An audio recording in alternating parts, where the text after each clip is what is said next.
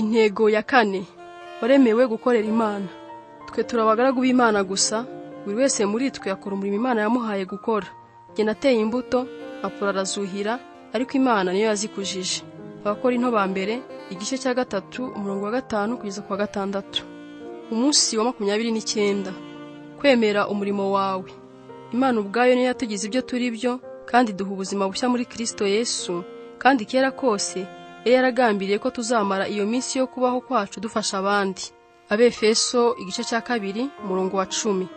Naguresheje icyubahiro hano mu isi, ndangiza buri kantu kose k'umurimo wari wampaye gukora. Yohana igice cya 17, umurongo wa 4. Washyizwe ku isi ngo uhagire umumaro.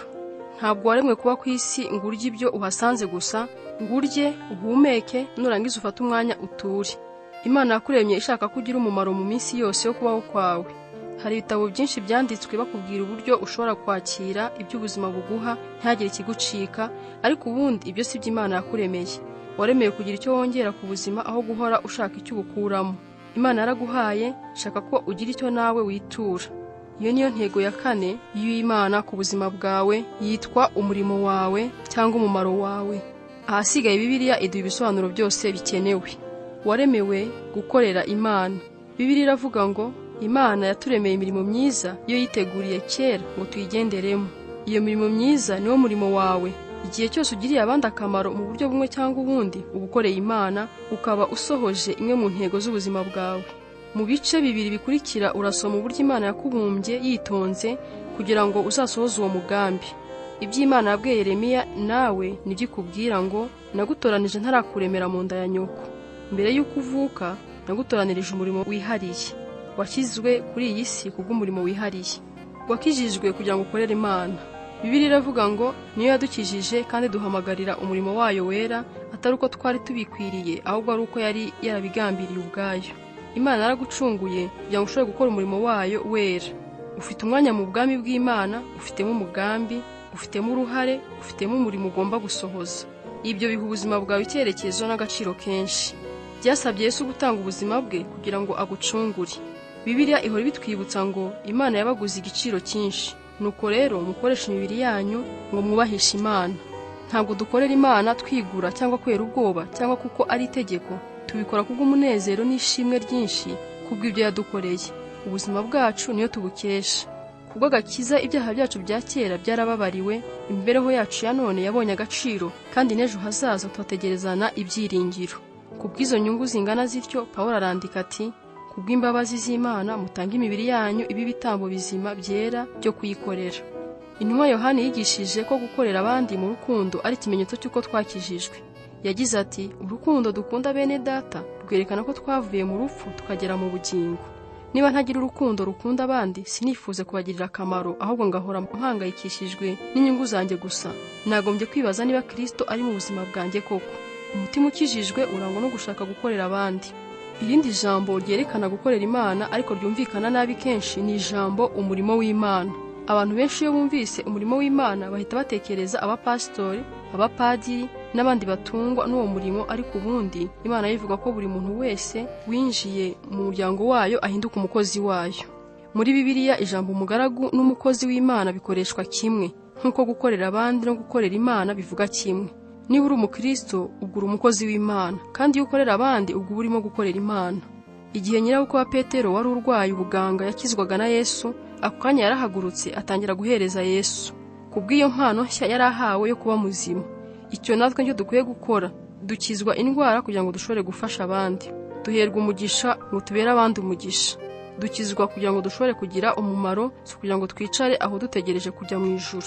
Wari wibaza impamvu Imana idahita ituzamura ngo twigire mu ijuru tukimara kwakira ubuntu bwayo? Kuki iturekera mu isi yaguye irimo ibyaha? Iturekera hano kugira ngo dusohoze imigambi yayo. Iyo umaze gukizwa, Imana ihita ikora gahunda yo kugukoresha. Imana igufitiye umurimo mu itorero ryayo, kandi igufitiye umuhamagaro hariya hanze mu isi. Wahamagariwe gukorera Imana. Mu gihe wakuraga, ushobora kuba waribwiraga ko guhamagarwa n'Imana ari ibintu byagenewe abamisiyoneri, abapastori, ababikira n'abandi bakozi b'itorero babihemberwa bikaba akazi kabo ka buri munsi, ariko Bibiliya yitubwira ko buri mukristo afite umuhamagaro w'Imana wo kuyikorera. Umuhamagaro wawe wo gukizwa uzana n'umuhamagaro wo gukora. Ni bimwe. Umurimo wose cyangwa akazi kose waba uriho none wahamagariwe gukora umurimo w'Imana buri munsi. Umukristo udakorera Imana aba yarahabiye kure y'icyo yagenewe. Bibiliya iravuga ngo yaradukijije, iduhamagarira kuba ubwoko bwayo, bitabitewe n'imirimo yacu, ahubwo bitewe n'uko yabigambiriye ubwayo. Petero akungamo agira ati, mwatoranirijwe kugira ngo mwamamaze ingeso nziza zo gushimwa z'Imana yabahamagaye. Igihe cyose ukoresha impano Imana yaguhaye ufasha abandi, urimo gusohoza umuhamagaro wawe. Bibiliya iravuga ngo ubu muri abuwo kugira ngo tubone uko tugira umumaro mu murimo we. Ukoresha igihe kingana iki ugira umumaro mu murimo w'Imana? Mu matorero amwe yo mu Bushinwa bakira abakristo bashya bababwira ngo ubu Yesu yungutse amaso abiri yo kurebesha, amatwi mashya yo kumvisha, ibiganza bishya byo gufasha, n'umutima mushya wo gukundisha abandi. Impamvu imwe ari ngombwa kugira itorero warizwamo ni ukugira ngo ubone aho usohoreza umuhamagaro wawe ukorera abandi bizera mu buryo bufatika. Bibiliya iravuga ngo nuko rero mwese hamwe mugize umubiri wa Kristo, kandi umuntu wese wo muri mwe ni urugingo ukwe kandi afite umumaro. Uruhare rwawe rurakenewe cyane mu mubiri wa Kristo. Nushaka kubigerageza uzabaze itorero rikwegereye. Buri wese muri twe afite umwanya agomba kuzuza, kandi buri ruhare rufite akamaro karwo. Nta murimo ukorewe Imana ujya uba muto, buri kantu gafite agaciro. Ni muri ubwo buryo nta murimo w'imburamumaro ubaho mu itorero. Imirimo imwe iragaragara, indi ikorwa mu buryo butamenyekana, ariko yose ifite agaciro. Kenshi imirimo mito cyangwa ikorerwa hatagaragara cyane ni ibyara umusaruro mwinshi. Mu nzu yanjye itara rimfitiye umumaro munini ntabwo ari rya rindi rinini rigaragara ritase ku ruganiriro, ni akandi gatara gato kamurika nijoro kagatuma iyo mbyutse ntasitara mu mwijima. Nta huriro hagati y'ubunini n'agaciro. Buri murimo ufite akamaro kuko iteka turakenerana kugira ngo dukore neza. Bigenda bite iyo hari igice cy'umubiri wawe kidakora neza? Urarwara. Igice gisigaye cy'umubiri wawe kirababara. Tekereza ubyutse umunsi umwe ugasanga umwijima wawe wafashe icyemezo cyo kwigaragambya ukibera wonyine. Wenda ukavuga uti ndarushye, sinshaka gukomeza gukorera umubiri. Mu mwaka w'ikiruhuko mbanze njye ntakora. Ngomba gushaka ikimbereye cyiza akaba ari cyo nkora. Murebe undi aba nsimbuye. Byagenda bite? Umubiri wawe wose wahita upfa. Uno munsi amatorero menshi agenda apfa kubera abakristo badashaka gukora. Bakicara nk'indorerezi, umubiri wose ukarwara. Wategetswe gukorera Imana. Yesu yabivuze yeruye adaciye iruhande agira ati, mugire kwitwara nk'ukwanjye, kuko jye Mesiya ntaje ngo abandi bankorere, ahubwo naje gukorera abandi no kubatangira ubugingo bwanjye. Ku bakristo gukorera abandi si ikintu ukora ubishaka, utabishaka ukabyihorera, cyangwa si ikintu uhagika muri gahunda wasanga nta mwanya ukabireka. Niwo mutima w'ubuzima bwa Gikristo. Yesu yaje mu isi gukora no gutanga. Izo nshinga zombi nizo zagombye kuranga ubuzima bwawe nawe hano ku isi. Gukorera abandi no kwitanga bikuyemo intego ya kane y'ubuzima bwawe. Mama Teresa wa Calcutta yigeze kuvuga ngo kubaho nk'intungane birangwa no gukora umurimo w'Imana useka. Yesu yigishije ko gukura mu mwuka atari intego yihariye. Ukura kugira ngo ugire umumaro. Turakura kugira ngo tugire ibyo dutanga. Ntibihagije guhora wiga ukunguka ubwenge. Tugomba gukoresha ibyo twamenye kandi tugashyira mu bikorwa ibyo tuvuga ko twemera. Ibyo wibwira ntubishyire mu bikorwa bitera agahinda. Guhora wiga ariko ntugire icyo ukora bibyara kugwingira mu by'ubugingo. Kuva kera abantu bakunda kugereranya inyanja ya Galilaya n'inyanja y'umunyu, kandi ibyo bazivugaho biracyari ukuri. Inyanja ya Galilaya yuzuye amafi kuko yakira amazi ariko ikayasohora. Inyanja y'umunyu yo nta kinyabuzima kiyibamo, kandi ibyo biterwa nuko nta mugezi uyisohokamo, bityo yahindutse ikizenga kitagira ubuzima. Kujya mu materaniro yo kwiga Bibiliya si cyo abakristo benshi bakeneye. Ibyo bazi badakora ni byinshi. Icyo bari bakeneye ni uburyo bwo gukorera abandi, bityo bakunguka imbaraga mu by'ubugingo. Gukorera abandi ntabwo biba muri kamere yacu tuvukana. Kenshi muri twe tuba twifuza ko badukorera kuruta ko twakorera abandi. Kenshi wumva abantu bavuga ngo ndashaka itorero rihura n'ubukene bwanjye rikampesha umugisha. Si benshi uzumva bavuga ngo ndashaka ko nakora umurimo bityo ngo mbere abandi umugisha. Akenshi twifuza ko abandi badukorera ariko ntitubakorere. Ariko uko tugenda dutera intambwe mu kumenya Kristo, twagombye guhindura imitekerereze tugatangira kubaho ubuzima bwo gukorera abandi. Umwigisha ugeze ku kigero gishyitse muri Kristo ntaba akibaza ngo ninde uzakenura ubukene bwanjye, ahubwo ababaza ati ninde ufite ubukene nabera igisubizo. Ese hari ubwo ujya ubaza bene icyo kibazo? Kwitegura ubuzima bw'iteka. Nurangiza ubuzima bwawe hano ku isi, uzahagarara imbere y'Imana igenzura uko wakoresheje ubuzima bwawe ukorera abandi. Bibiliya iravuga ngo umuntu wese muri twe azimurikira ibyo yakoze imbere y'Imana. Tekereza neza icyo ibyo bishaka kuvuga.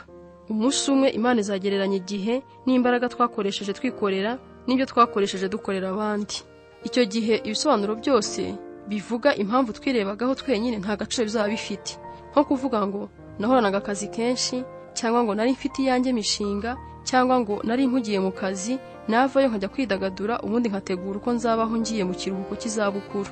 Kuri ibyo bisobanuro byose Imana izasubiza ngo ubyihanganire, ariko icyo gisubizo cyawe ntikinyuze. Narakuremye, ndakurokora, ndaguhamagara kandi ngutegeka kubaho ubuzima bugirira abandi umumaro. Muri ibyo byose ni iki utari wasobanukiwe? Bibiliya iburira abatizera igira iti izasuka umujinya n'uburakari kubaho birebaho. Abakristo bo bazabura ingororano zihoraho. Dutangira kubaho by'ukuri iyo dukorera abandi.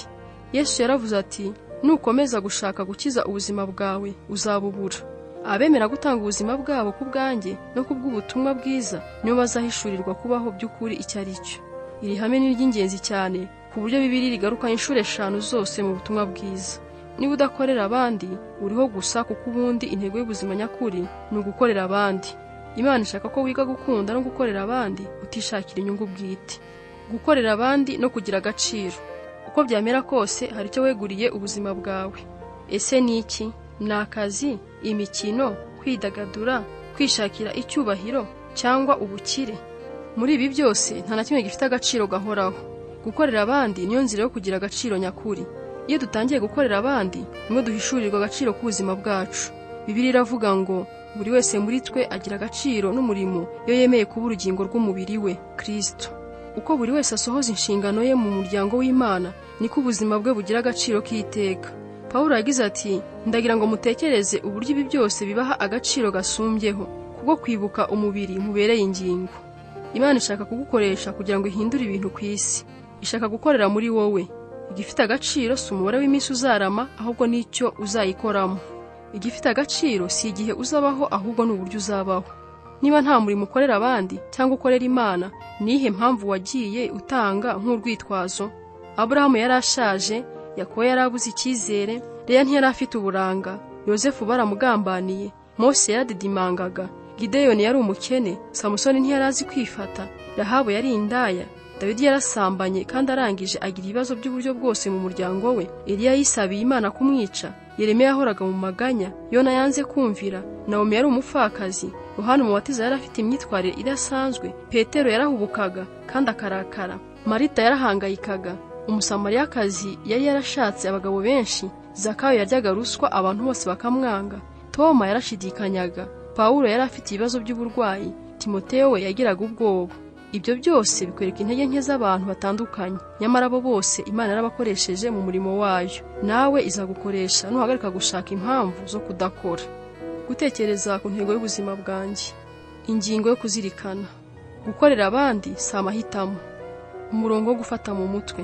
Kuko turi abo yaremye ituremeye imirimo myiza muri Kristo Yesu, Imana yiteguriye kera ngo tuzayigenderemo. Abefeso igice cya 2 umurongo wa 10a. Ikibazo cyo gutekerezaho.